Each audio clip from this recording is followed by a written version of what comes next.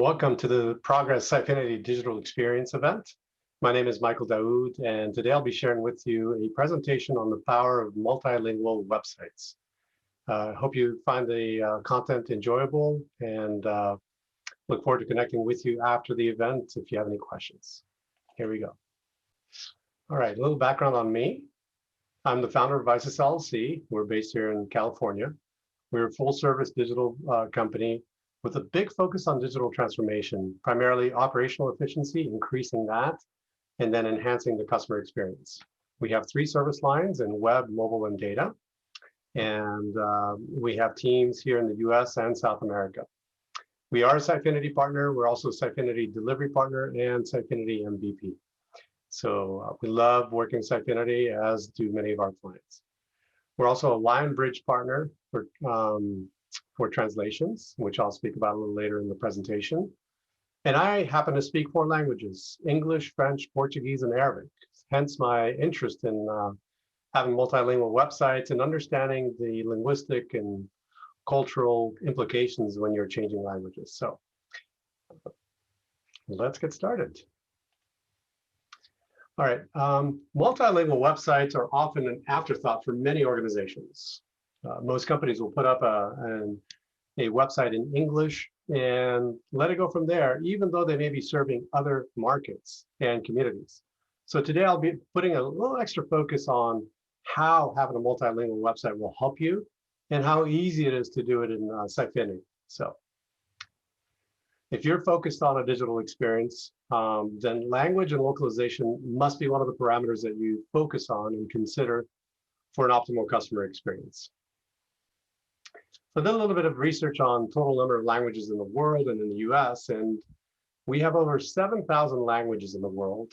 And in the US alone, we have 350 languages spoken.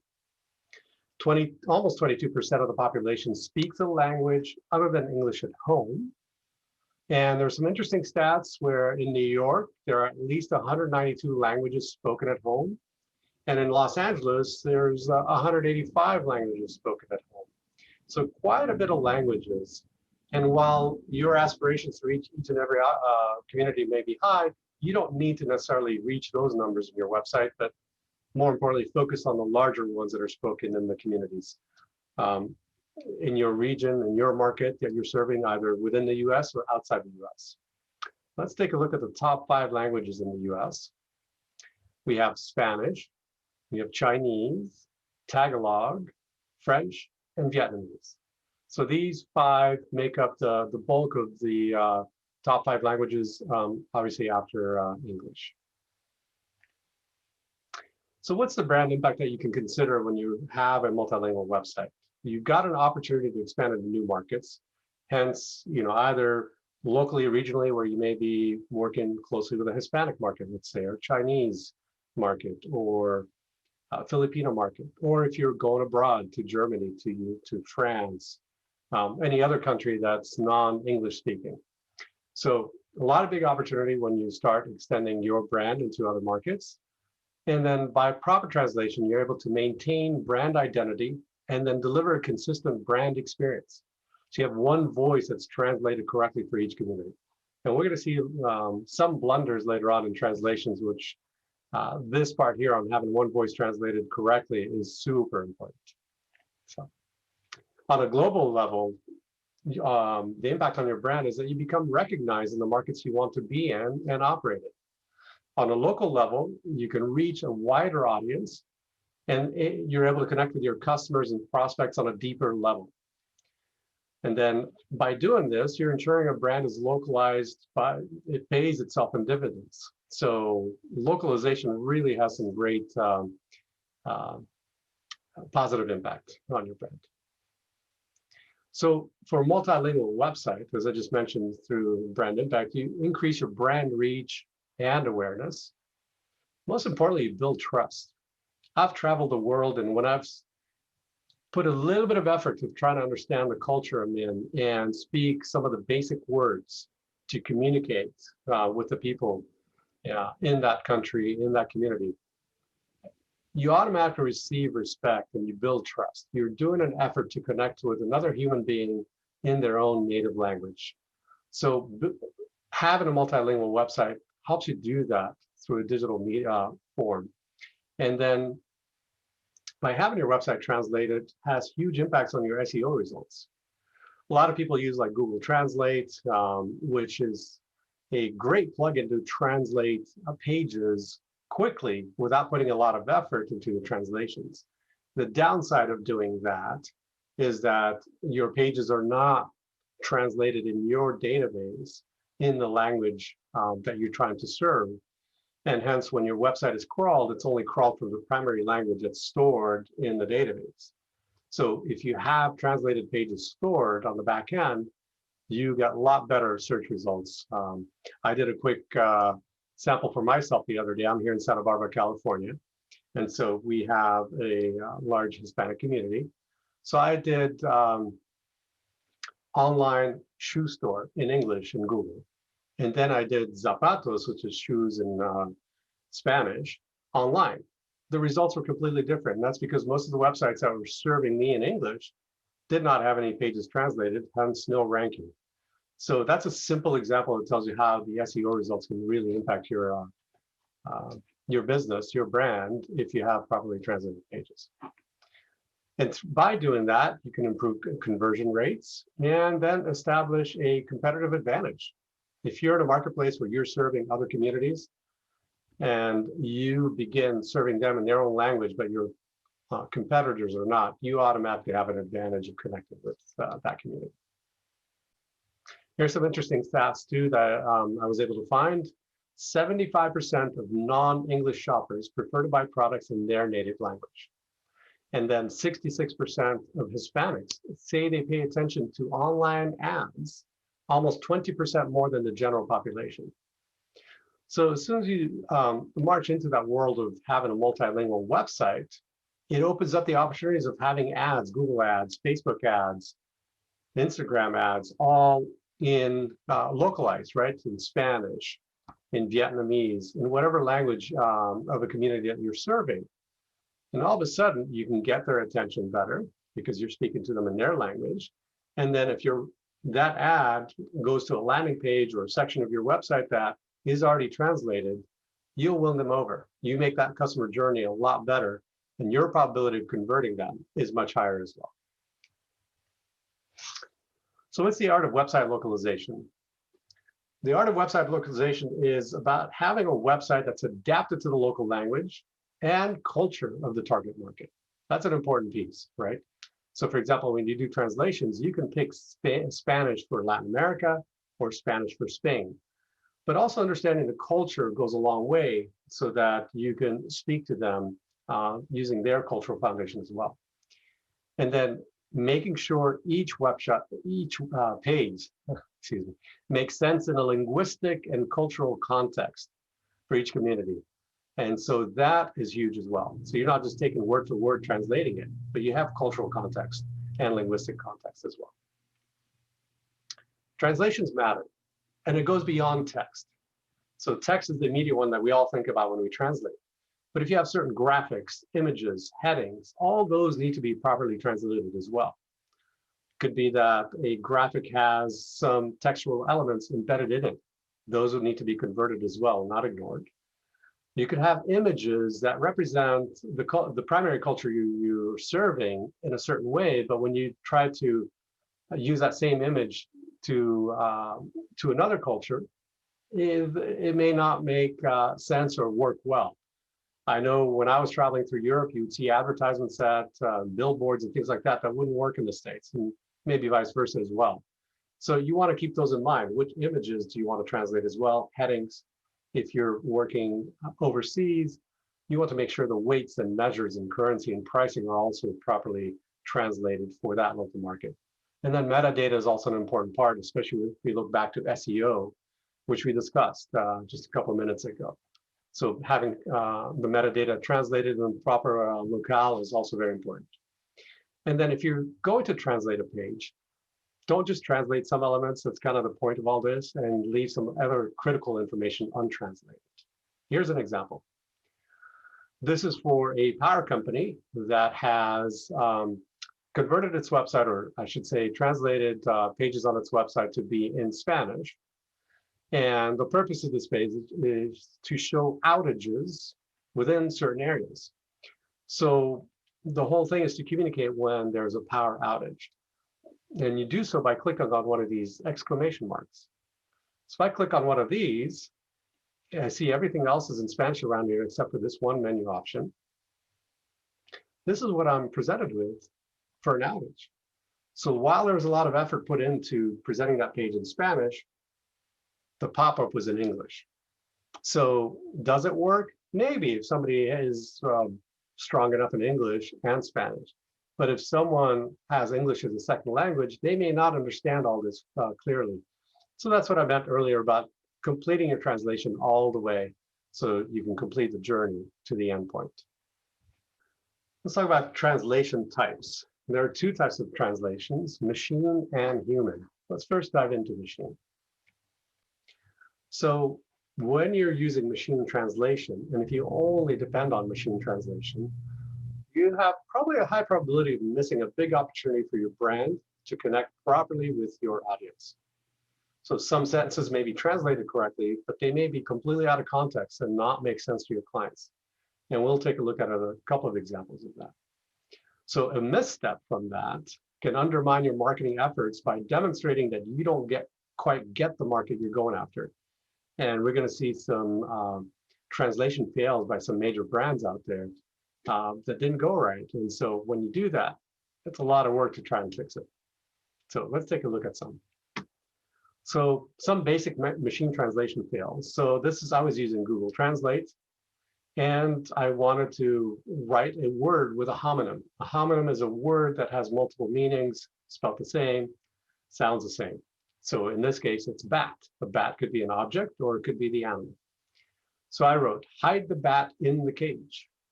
So I got in French, cacher la chauve-souris dans la cage. So while I was, when I wrote this, I had a bat as an object in mind. However, Google translated it to be the bat, the animal. So put the animal in the cage. And primarily, probably because it saw the word cage here. So then I said, let me switch it up a little bit and give Google a little more information. Say, hide the bat in the batting cage. And again, it said, cacher la chauve-souris dans la cage du frappeur, meaning put the bat animal in the cage, in the batting cage. So it still didn't get it. So this is just an example. If you rely a lot on machine translation without leveraging some human translation, well, most likely there's going to be an opportunity where things are mistranslated. And if you don't understand the other language you're translating to, then you're probably going to have a hard time catching these strange errors, right? So I finally got Google to get it right by adding the word baseball. So I said, hide the baseball bat in the batting cage. And then it finally got it. It says, cacher la batte de baseball dans la cage des frappeurs. So it finally got it right. So this is, machine translation can be very powerful, but there are situations where you have to be careful and use human translation. So if I'd shown the first slide to a human to translate, most likely that person would have asked me, do you mean bat the animal or do you mean bat the object? And based on my answer, they would probably translate it properly from the beginning. So let's look at some translation fails for major brands out there. And there's a lot of them out there if you want to Google them, but I picked 3 that I thought were interesting. So Pepsi had a slogan that said, Pepsi brings you back to life. And when it got translated to Chinese, it said, Pepsi brings dead ancestors back from the grave.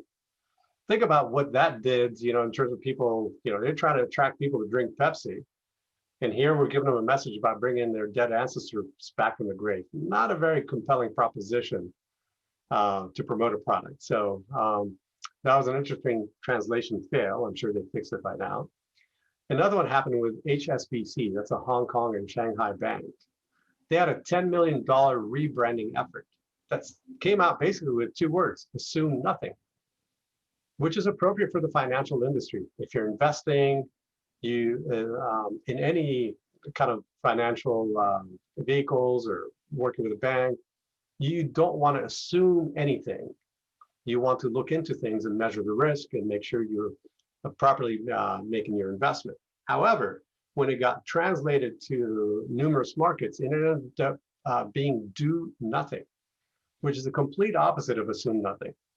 And so from an investment point of view, you definitely don't want to do nothing, because that could be trouble and introduce a lot of risk. So you can see from a big expenditure, the translation wiped out the actual meaning of what they were trying to convey. And that takes effort now to erase and rebrand and remarket to those markets where they had the wrong translation. One more I thought was really interesting was from Ford when they went to the Belgian market. Their slogan in English was, "Every car has a high quality body." That got translated to, "Every car has a high quality corpse."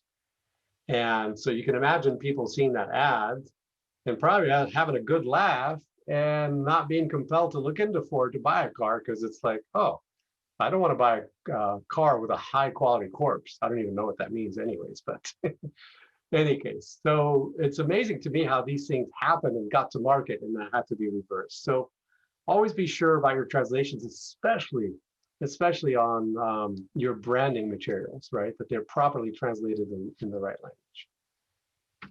So let's talk about human translation. So human translation obviously would be slower and cost more versus a machine, but it does have its advantages. Typically, a human translation is a two-step process. Two-step process for localization, meaning a body of text would be translated by one person, and then it would be revised by another person. So you have checks and balances to make sure that the translation is correct. And humans will take into account context to address cultural, non-cultural, and linguistic factors. So, and then they have the capability of properly translating idiomatic expressions. For example, if I want to, part of my text on my website or whatever I've written says, "I'm on the fence." If you directly translate that to another language, it may make no sense, because "I'm on the fence" means I'm undecided about something. But word for word, it probably wouldn't make sense in a different language, so the human translator can then find the right expression in that other language. And then as they do so, they would create a translation glossary for future reference. So, for example, if they, let's say that idiom, "I'm on the fence," they translated it, they could put that in the translation glossary. So if it's used again in another part of the website, then it could be easily translated without going through the entire effort again. And that's especially good when you have products that may be translated to specific words in another language that are not a direct translation from the English. And so your glossary would be a reference point to say, oh, well, anywhere I use my product, let me look at my translation glossary and implement that same name in that language properly. So a lot of good things from the human translation. So one thing you want to think about is that, implementing a multilingual website in Sitefinity is much, much easier than you think, right? And so you have the ability to combine machine or human translation. And that gives you the opportunity to say, okay, for these complex landing pages, perhaps with specific keywords and brand messaging, I'll give those to a human. And then for these other ones that are maybe more technical specifications, weights, measures, things like that, that are easily translatable by machine, you can select to have them translated by a machine as well. And usually the right approach is a hybrid approach, right? And then if you recall what I said earlier, having these pages translated properly means they're going to be saved in your database. And because they're saved in the database, once Google crawls your website in the different languages, there you go, you'll have good SEO results and impact for the market that you're going after. We use a LionBridge connector. LionBridge translates over 300 languages, and they have both human and machine translation. And some people say, well, why don't you just use Google Translate? It's free. As I noted earlier, the SEO impact. But there's a reason LionBridge exists, even though there's a free product out there. So you could probably think about the quality that you would get by having both human and machine looking at your website to translate it properly for all the pages.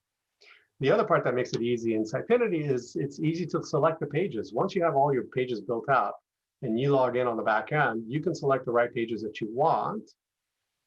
And then you can send those for translation, and then they get uploaded through the LionBridge connector. And LionBridge then goes through and translates those pages. If it's a human, it takes a little bit of time. If it's machine, it's much less time. But when they're ready, LionBridge redeposits, or I should say deposits, especially the first time, the translated pages back into Sitefinity.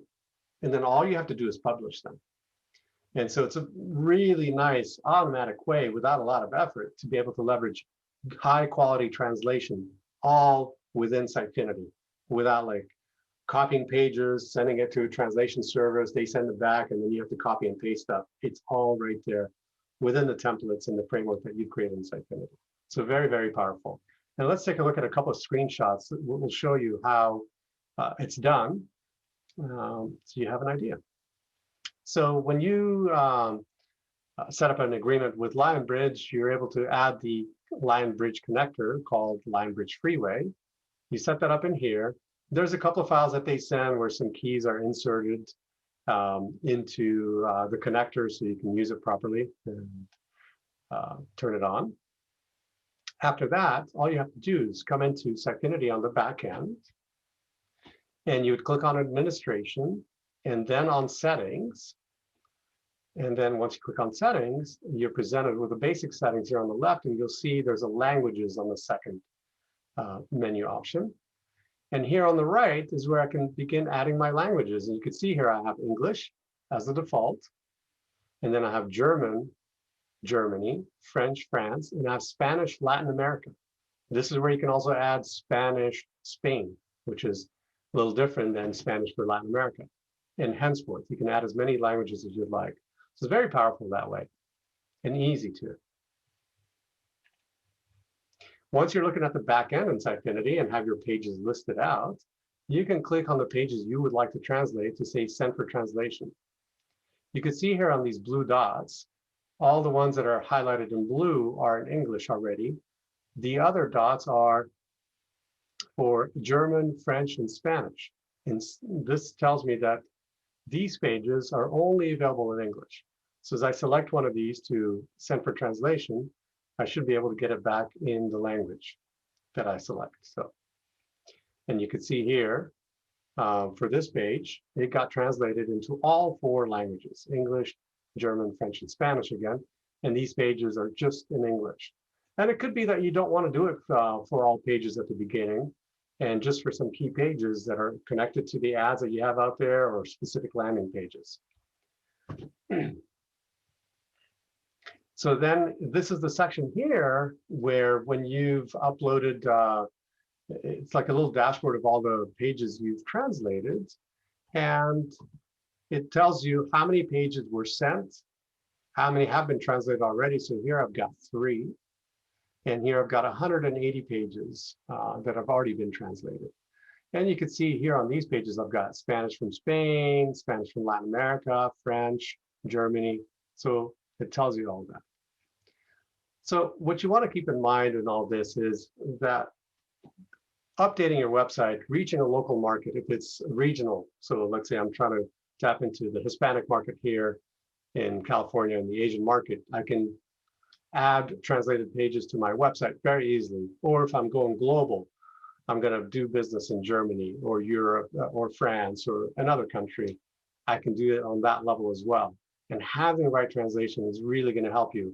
And it's much easier than you think. You can really increase your market reach just by doing the simple fact of translating pages and reaching out to different communities. I hope this presentation was helpful to you.